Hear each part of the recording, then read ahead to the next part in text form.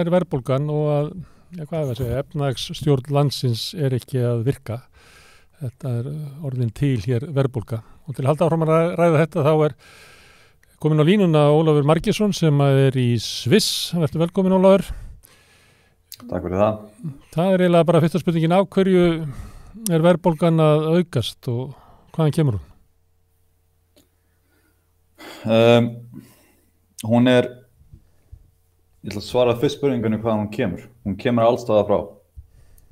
Ég man ekki nákvæmlega hvað talan hvort það sé 70% eða 80% undarbil af vörum og þjónustu sem eru í körfunni sem notuð til þess að mæla verðbólgu. 70-80% af þessum vörum eru með meiri verðbólgu heldur en eða þau hafa hækkað meira en 2,5% síðasta ári.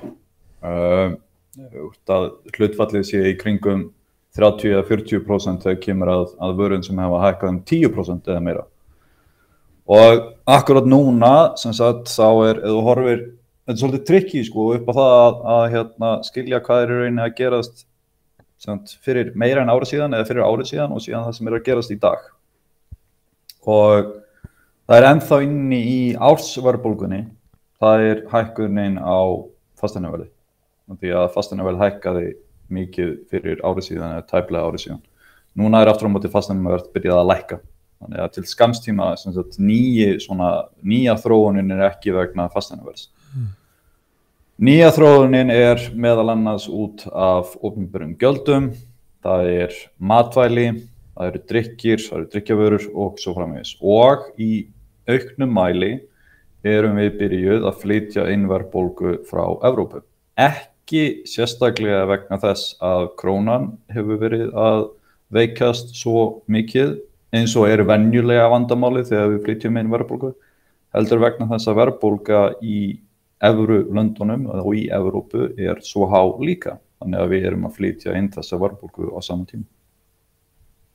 Þannig að í mjög stuttu máli þá kemur hún allstaðar frá og hún að aukast vegna þess að við erum hægt núna að sjá hækkanir á fasteignaverði sem aðal drifkraftinn á verðbólgu yfir í það að þetta eru meira hækkanir á til dæmis bara daglegri vöru og þjónustu. En orsökin? Hún margfald.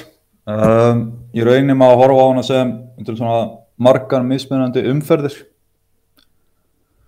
Og fyrsta umferðin í rauninni skortur á húsnæði. Það ekki byggt nægilega mikið. Þar með endar leiguverð og fasteignaverð á því að hækka. Á sama tíma, sérstaklega upp úr 2020 eða 2021 og fram í rauninni árslok 2022. Það var fasteignaverð að hækka ekki bara vegna þess að það var skortur á því, það vantaði íbúðir fyrir fólk sem býr í landinu, heldur líka vegna þess að sérstaklega bankarnir voru að búa til nýja lán og þar með nýja peninga sem voru meðal annars notaði til þess að kaupa íbúðir og til þess að einhverju leyti endurfjármagna eldri lán. Það sem þá gerist einfaldlega þannig að þessi aukna lánveiting, hún endar á því að hækka fasteignaverð. Þetta eru fyrsta umfyrir áhrifin.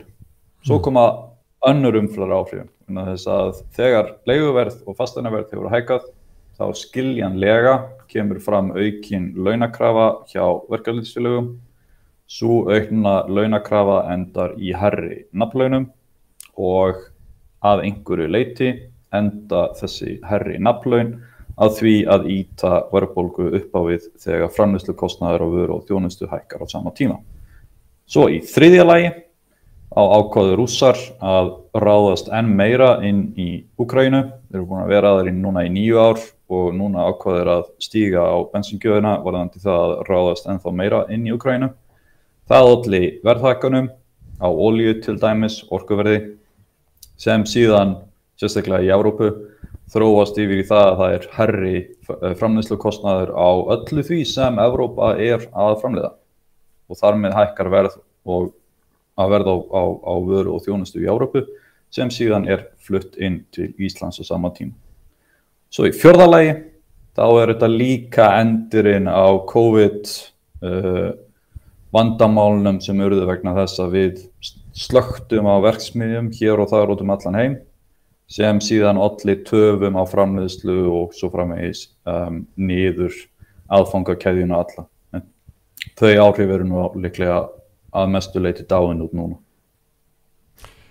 Þú nefnir ekki halla á ríkissjóði í hagvexti og fullri atvinnu og bullandi verðbólgu.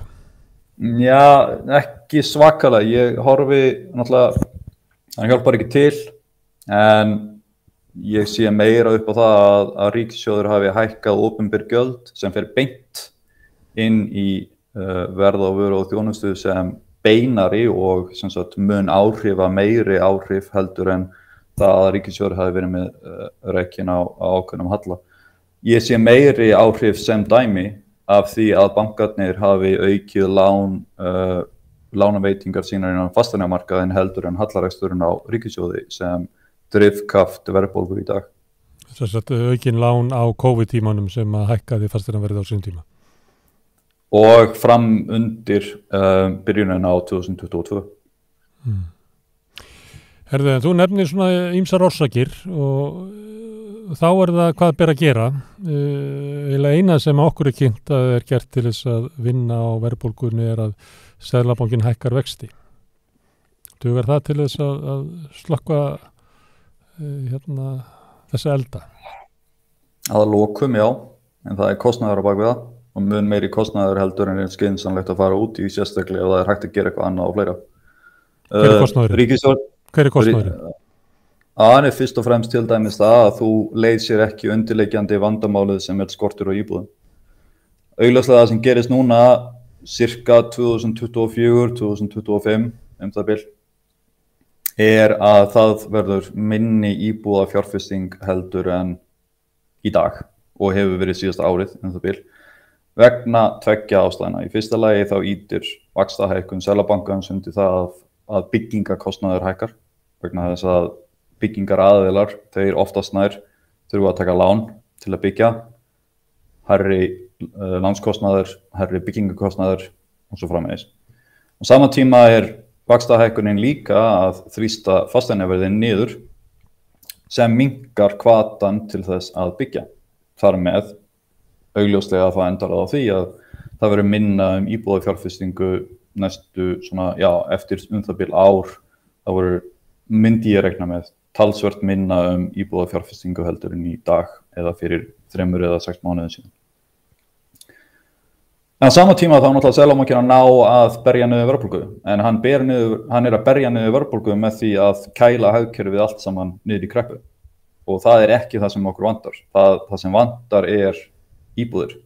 Það sem vantar að mæta grundvallar skortinum á húsnæði sem grundvallar krafturinn af því að til dæmis þrýstingur á nafnlaun jafn hár og eins og hann Þetta heldur verðbólgu niðri eða verðlagi á leigu og fasteignaveðri niðri og sjálfkrafa ertu að minnka afleitu áhrifin niður alla aðfangakeðjuna. Svo á sama tíma þá ríkisstjórnin ekki að gera neina ríkisstjórnin ekki að hjálpa til með því að hækka opinber gjöld á vöru og þjónustu á sama tíma. Það sem að þú myndir vilja gera, þú myndir vilja hækka vexti býst við, en ekki nota það sem eina tækið og þú myndir vilja byggja húsnæði. Gera stór átak í því að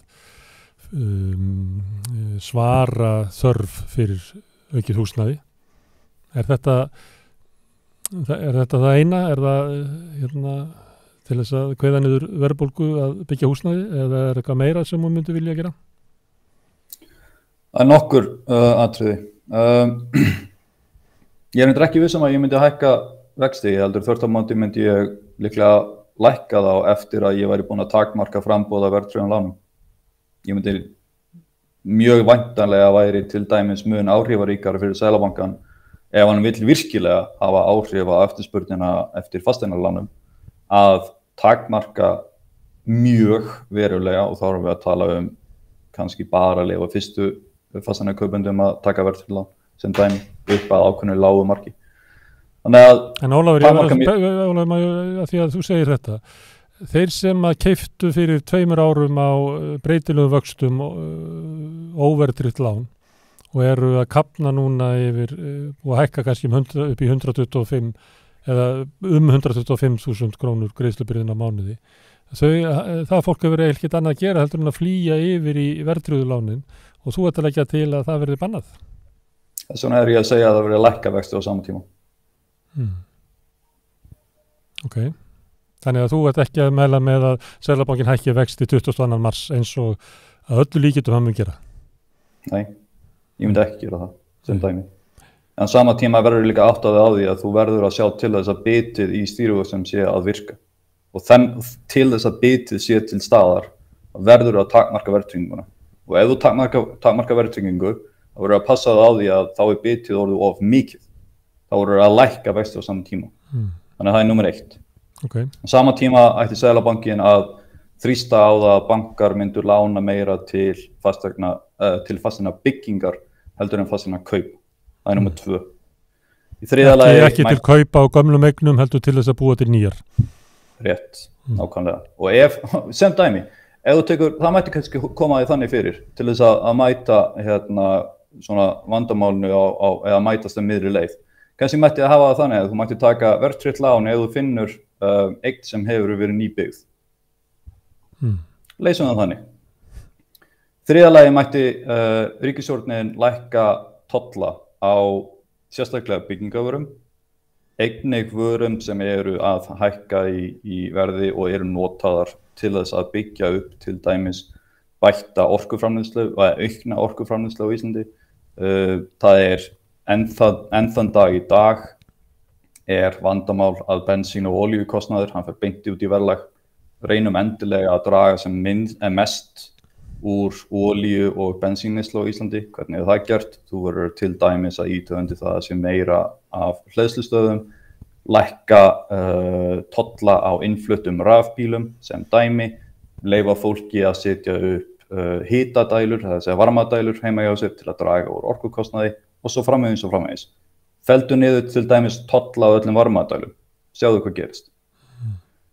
Í þriðja lagi þá mætti augljóslega líka lækka virðisaukaskatt sérstaklega á matvæli. Það mætti sérstaklega ýta virðisaukaskatt á íslensk matvæli niður á við. Á sama tíma ertu þá að draga úr verðbólgu þar vegna þess að einfaldlega kostnaðurinn út úr búð hann lækkar. Og á sama tíma ertu að ýta undir það að það sé meira af matvælaframleiðslu á Íslandi. Við erum að tala bjór, við erum að tala áfengi almennt, við erum að tala grænmeti og svo framvegis.